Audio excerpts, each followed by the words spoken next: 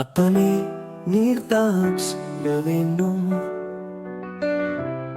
அப்பனே மோர்தான் செய்ய வேண்டும். அனைவருக்கும் நீர்தானம் செய்யுங்கள் அப்பனே. அப்பனே இவற்றை அதிகப்படுத்துங்கள் அப்பனே. மனிதர்களுடைய பாவத்தை நீக்குவதற்கு புண்ணியம் மட்டுமே இப்படி நீங்கள் செய்து கொண்டே வந்தால்தான் அப்பனே. ஈசனும் சூரியனிடம் சற்று விலகி நிற்க கூறுவான் அப்பா. அப்பனே மனிதர்களிடத்தில் புண்ணியம் இருந்தால் மட்டுமே அனைவருக்கும் நன்மை ஏற்படும்.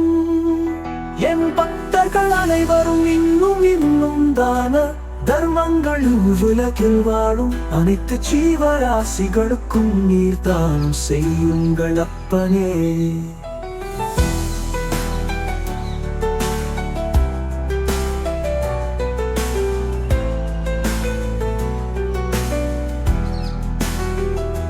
நல்முறையாக அனைத்து ஜீவராசிகளுக்கும் உதவிட வேண்டும். பாதசாரிகளுக்கு நீர்மோர் வழங்குதல், அன்னத்தை அளித்தல், இது போன்ற புண்ணிய காரியங்கள் செய்து வர வேண்டும். நீர்தானம் பெரும் புண்ணியம் அப்பா.